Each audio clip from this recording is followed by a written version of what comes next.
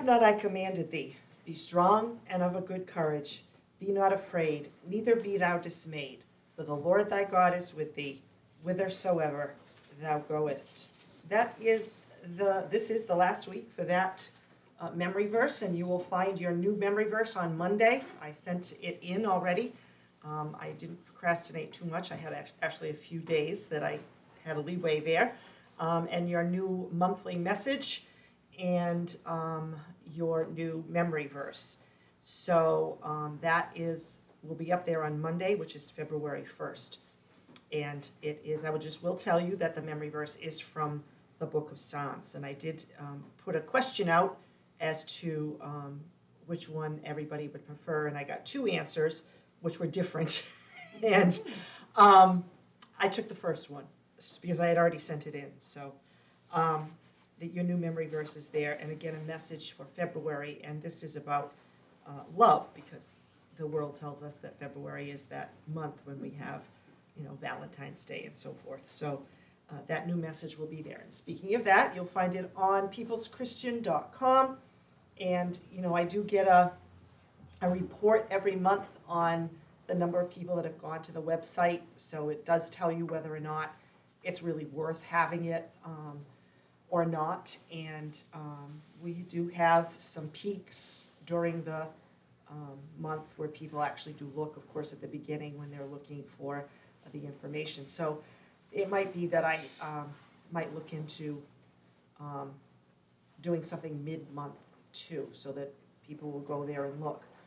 I have noticed that we have had a few more people looking also at the report from Facebook. We've had a few more people looking at the daily posts for the Book of Psalms and reading the commentary that I am writing every day. And I will say, patting myself on the back, I have not missed a day yet. A couple of times it's come very close, where it's been late in the evening where I've remembered to do it, but so far I have managed to remember to post every day. And it just seems like this week, for some reason or other, every psalm I read, a song or a hymn came into mind when I was doing it, and I tried to post the words to it, and hopefully you sang it, if not aloud, at least in your mind you sang that song. So the Psalms are songs, so that's really what it's meant to be. So again, I hope that you are joining us in reading the Book of Psalms. We have, all through May that we'll be doing this till we get to the end, since there are 150 Psalms. And we have, most of them are pretty short. There's a few that are long, as we know, Psalm 119. And I'm not sure if I might break that one up. Decided yet, but it really has been, for me, sort of an uplifting time during the day, and I like to know the background of things I'm reading too, so when I'm looking for the information for that psalm, I have read, certain things that are going on in David's life when he's writing it, and the struggles that he went through and why he wrote it in that particular way and why he might have been discouraged and so forth. And so when I do things like this, I have to be honest with you, they're sometimes more for me than they are for you, even though you hopefully get the benefit of it. And it's because if I don't have an organized, set way for me to do things, procrastination is one of my biggest skills, and so I would put it off and put it off and put it off and then never do it. So when I am doing something like this, where I know someone is expecting it to happen, I'm better off doing it that way, because then I actually do it. So I know that's a flaw, but I recognize it, and I guess that's the first step to getting better, is recognizing your flaw. And we also have our radio program on WBSM on Sunday mornings at 7 o'clock, and I really do think we get a good crowd listening to that every Sunday morning. I've had a few people thank me for the message. We've had some requests for Bibles, and another one this week. So I know that message is also getting out into the world. So that's important that we keep that up. It really is our discipleship to the world. We are told to go out into the world, and our world is what's around us. So we are doing that through the radio program. And also now through our Sabbath service. Our Sabbath service used to just be in these four walls, and it no longer is just in these four walls. It is going out today. By the end of tonight, there will probably have been 30 to 50 people that have viewed this, and then we usually have anywhere from 2 to 10 look at the YouTube video later on if they miss it and they want to catch it there. And then during the week, that number will also go up. And then the people that were coming to church on Saturday on a regular basis are actually here. I can see them. I have it in front of me here. They are with us right now, watching the video as you are here, a few seconds behind, but watching it as you are sitting here. So, even though they're not here physically, they can feel, or we can feel that they're here also. And I think that's it for the announcements. I hope that you are joining us in the reading of the Psalms, and you don't even have to catch up if you don't want. You can start with the next Psalm, which for tomorrow will be Psalm 31. And then after that, it gets confusing because I have to remember it's Psalm 32 on February 1st. Luckily, I can look back on Facebook and see where I am. All right, so we are in Joshua now, and we're doing Joshua 10 today. And Joshua 10 is a lot about battle and the cities that Joshua and the children of Israel went in and defeated. But at the end, I have a message about that is not the historical message. It's really a message for us today. So to begin with, and I apologize up front if I pronounce these names wrong, but as I say, unless you're a real big biblical scholar, you probably would have as much trouble as I would pronouncing these names, because there are a lot of city names and king names here. So I'm going to read verses 1 through 11 of Joshua chapter 10. Now it came to pass, when Adoni-Zedek, king of Jerusalem, had heard how Joshua had taken Ai, and had utterly destroyed it, as he had done to Jericho and her king, so he had done to Ai and her king, and how the inhabitants of Gibeon had made peace with Israel, and were among them, that they feared greatly, because Gibeon was a great city, as one of the royal cities, and because it was greater than Ai, and all the men thereof were mighty. When Adoni-Zedek, king of Jerusalem, sent unto Hoham, king of Hebron, and unto Piram, king of Jarmuth, and unto Japhia, king of Lachish, and unto Debir, king of Eglon, saying, Come up with me, and help me, that we may smite Gibeon, for it hath made peace with Joshua and with the children of Israel.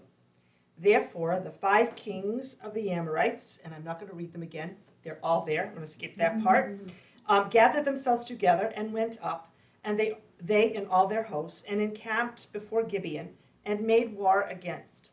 And the men of Gibeon sent unto Joshua to the camp to Gilgal, saying, Slack not thy hand from thy servants. Come up to us quickly, and save us, and help us, for all the kings of the Amorites that dwell in the mountains are gathered together against us. So Joshua ascended from Gilgal, he and all the people of war with him, and all the mighty men of valor. And the Lord said unto Joshua, Fear them not, for I have delivered them into thine hand. There shall not a man of them stand before thee. Joshua therefore came up unto them suddenly, and went up from Gilgal all night.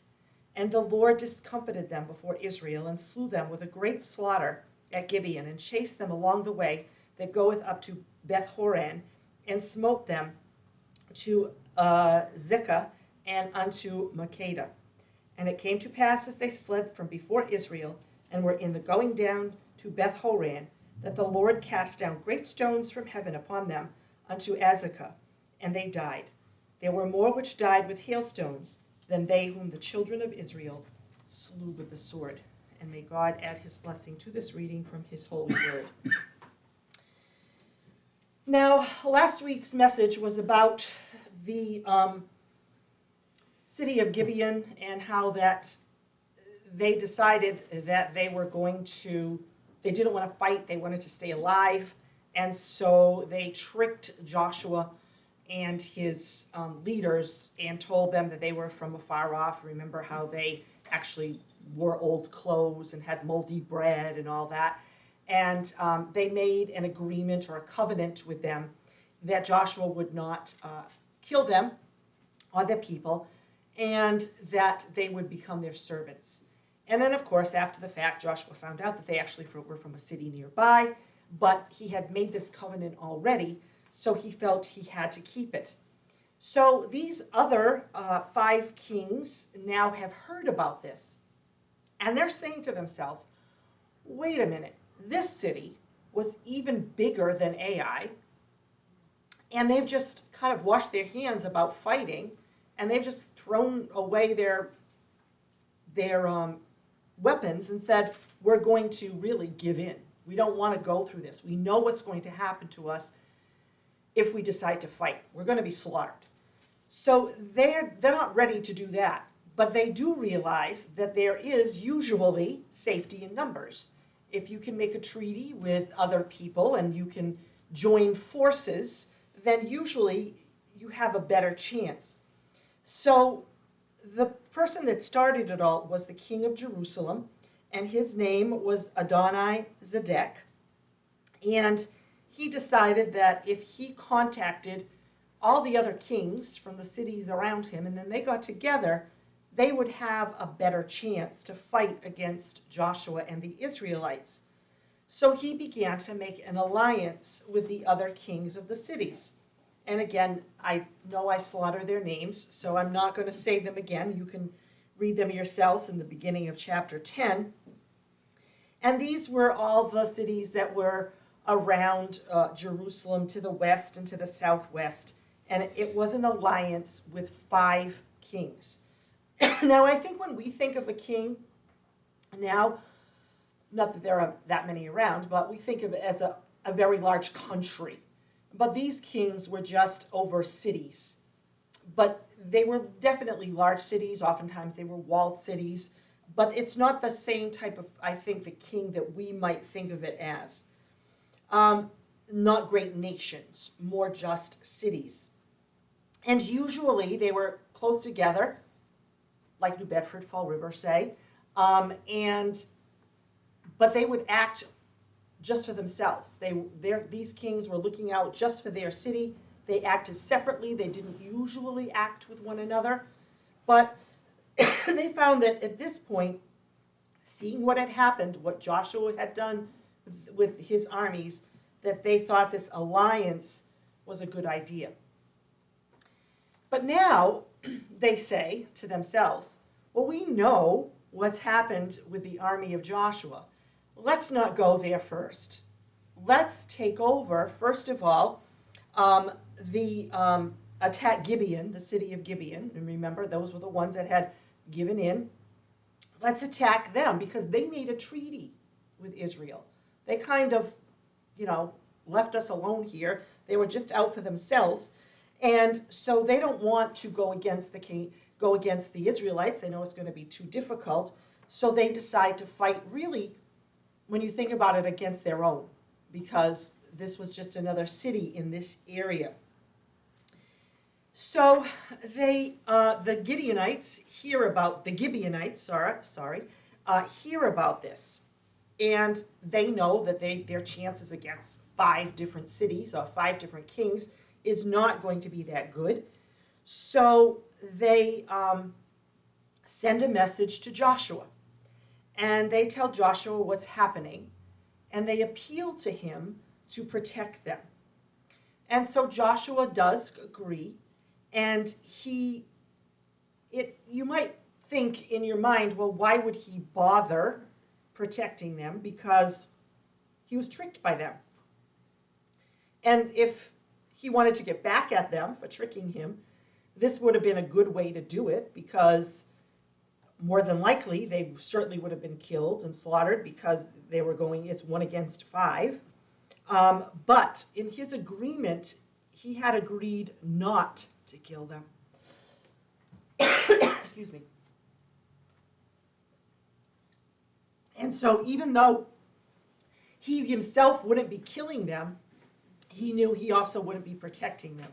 So he would be leaving the door open for them to be killed. And he had made this promise that he really was going to take care of them. This is an oath that he had made. He didn't want to go back on his oath. So he knew that he had to protect them. And on the other hand, also, if you think about it, if he's looking at it strategically from a battle point of view, he would have everybody together in one place from 5 different cities and just take care of it all at once instead of having to do one battle here, one battle here. He would take care of it all at once. Apparently, God agreed with the plan, which was, we know, really important, because when God didn't agree with the plan, it didn't work. So he promises Joshua, we read that Israel would be able to defeat this army, even though it was 5 separate cities, and that God would deliver Israel out of this fighting. So the 5 kings, Joshua decides that he needs to surprise them. I don't know what this tickle is in my throat, but anyway, he decides that he's going to surprise them because, again, it's 5 cities against the children of Israel. He doesn't think they're going to even be expecting him, because why would he be there? He was off in another place, and he wants to take them by surprise. So he takes his army, and they travel all night to get there. Traveling at night, not stopping to camp, not resting. They travel all night to get there. And it does say the cities, if you read on this, more cities there were, which don't mean anything to us today because we don't really know the names of these cities. But it tells you the cities that he goes through and where he was. And we see that he attacked them and was quite successful. And his whole idea was not necessarily to totally destroy the army all at once. He knew that they would flee and that they would go back to their cities, and that he would have to go eventually to all of those cities and destroy everyone, because that was the plan. But he would at least get rid of the majority of them. But then, of course, miraculously, God sends hailstones. And these hailstones then kill as many as, if not more than, the armies had already killed. So God sent this miracle to help Joshua and the Israelites defeat these 5 kings.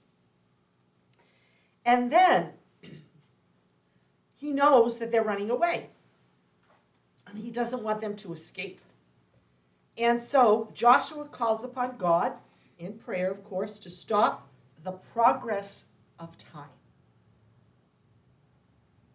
So we need more time. If the sun goes down, they're going to be able to escape. Just like we came in at night and surprised them, the sun goes down, they're going to be able to escape, and we're not going to be able to be as successful as I hoped we would be. So he prays, Joshua actually prays for the sun to stand still.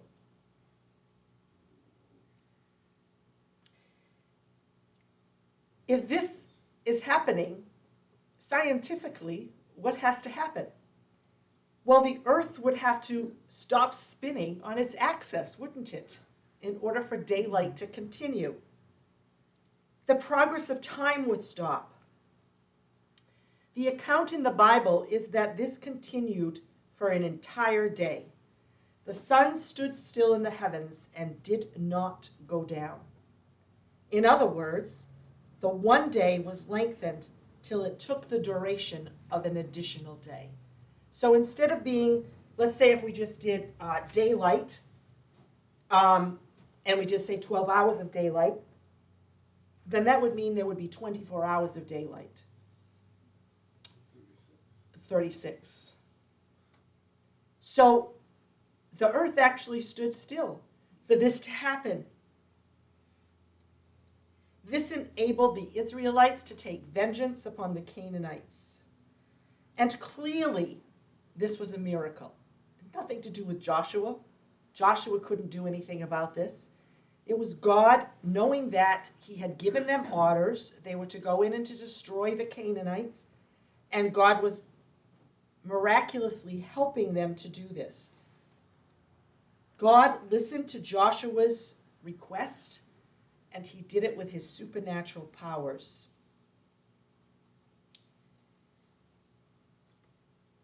And note the description of the power of prayer. I think oftentimes we pray just because it's what we do. But do we actually think about what effect it has? How powerful it can be?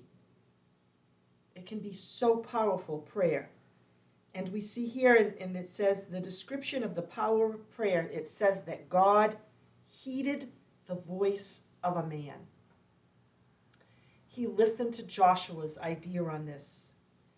Now, this event is also recorded in the book of Habakkuk, the book of Jasher, and many people do not know what that is, but in this church we have studied the book of Jasher. It is a book that was written that was not included in the Bible, but it is mentioned in, it is referred to in 2 Samuel, so the book of Samuel refers to the book of Jasher.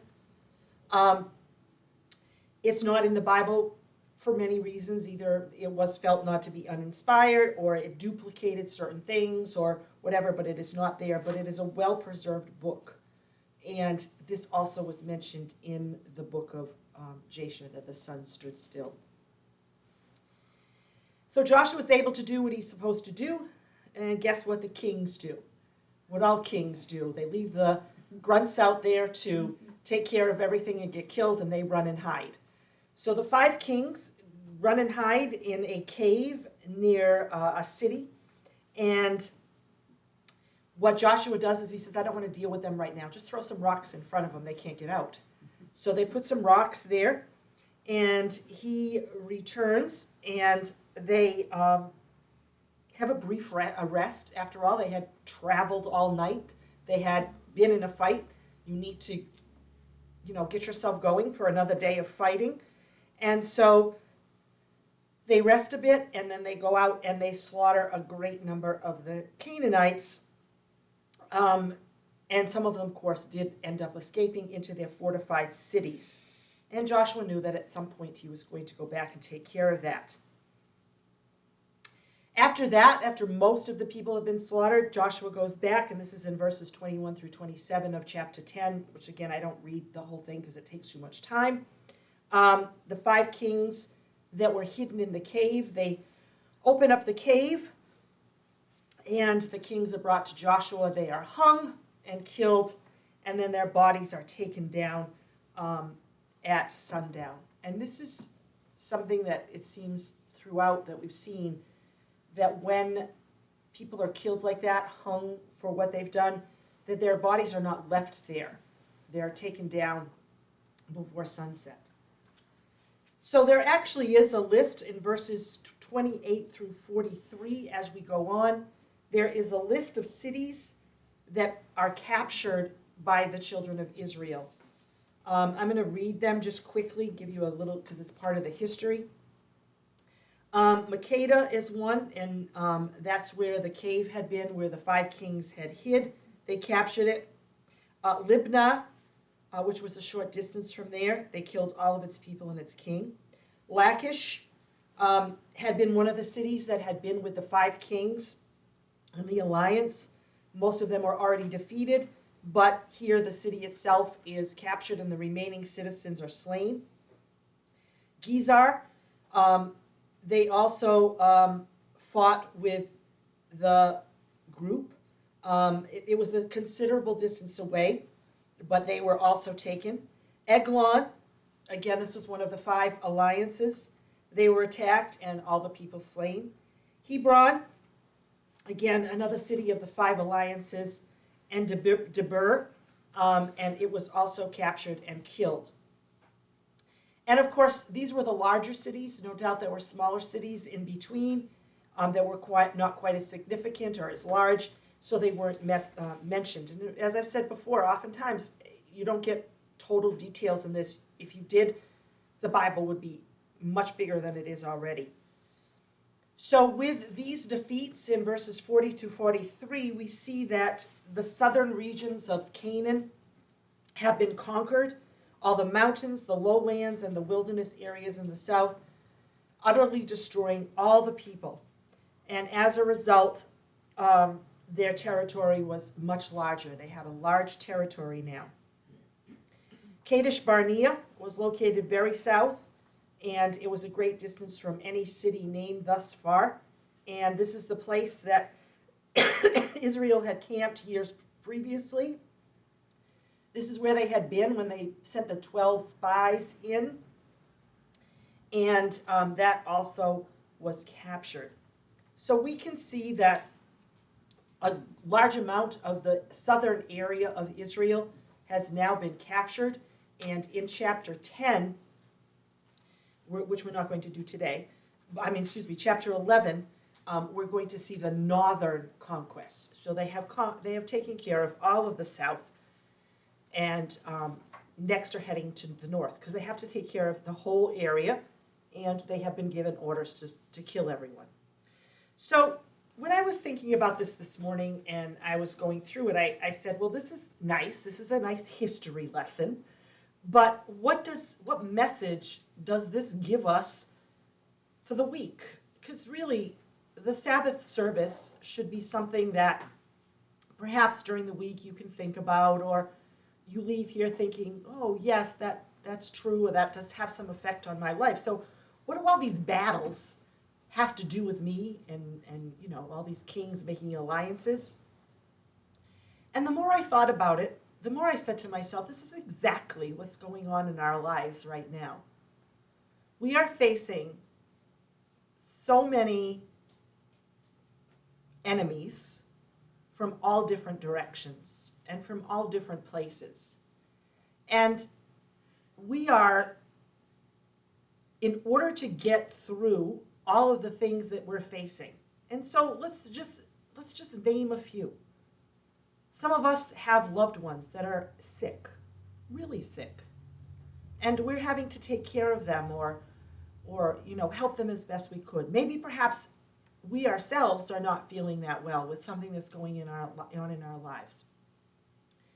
We may have and unfortunately this is just to me a recent thing that's happened. We may have a different point of view on politics than our family and friends. And for some reason or other, that's not allowed at this point in the history of our country. And so what happens? We lose family. We lose friends. They don't want to talk to us because we have a different point of view. Nobody seems to want to listen to the other side. Have a discussion instead of an argument. We could have that going on in our lives. We could have a job that we might not like, but we have to go every day because we have bills to pay. We might have bills that seem overwhelming at the moment because we might have made wrong choices in our lives and bought things we didn't necessarily need, but we wanted. So we bought it and we racked up some credit card debt. We see our governments in the place we don't want them to be. Again, arguing back and forth, not looking out for us, the people, or as it says, we the people, not looking out for us, but looking out for themselves. And we're frustrated because what can we do about it but go to the voting booth? But it doesn't seem like we do much when we do that either. So these are all the enemies that are attacking us from all different sides. And for some people, it could be every single one of those. Every single one of those you feel is attacking you all the time. What should you be doing? The same thing Joshua did. You should be praying. Because what does it tell us? God listens to man. So when you are feeling like you are being defeated, when you are feeling like the enemy is coming from every side, when you are feeling like there's not one more thing that you can do and you just feel down, let it go. Give it to God. Ask him for help. Ask him for help against your enemies. God will be there for you. Now, it might not be the answer you want. It may be that, well, that friend you had that has now said no more because I don't like your politics or I don't like your views. Maybe that person wasn't really a friend to begin with. And this is just God saying it's time to give them up, because if you don't, it wouldn't have been good for you. Maybe it's that you need to open your hearts to more love. I know this is hard, guys, really, and just love everyone. Difficult. There are difficult people in this world. We still are supposed to love them. We don't have to love what they do to us. We don't have to love what they say to us. But we have to love them. And when you have trouble doing that, open up your hearts. God throws more love in there. He has so much love, he can keep refilling that love in your heart every day. You use it up today, ask for more tomorrow. You use it up in an hour, ask for more the next hour. It's there for you. Open up your hearts. So we are like Joshua. We're in battle. Joshua was in battle for a country. We're in battle for our beliefs. We're in a battle for God. We're in a battle for the right. And we can be successful. We can win, but we can't do it alone. Sometimes, like and I never remember their name. I want to call them Gibeonites, and they're not Gibeonites. They are Gibeonites. It's Gideonites. They're Gibeonites. Like the Gibeonites, we might have to rely on each other, like they relied on the children of Israel. But then the children of Israel relied on God. So we need to build each other up. We need to look to God for the answers. We need to not get discouraged. And we need to remember that we have been given directions, and that is to love each other and to be the light of the world. You can't be the light if you're sitting in darkness. Open up your eyes, open up your heart, open up your mind. Easy? No. But we have to keep trying. You can't stop trying. You have to open up your heart. If not, then you become part of the darkness. And that's not what we're here for. So become that light. And become that light through the abundant love of God. So that's the message I got from this morning. And this actually happened while I was in the shower.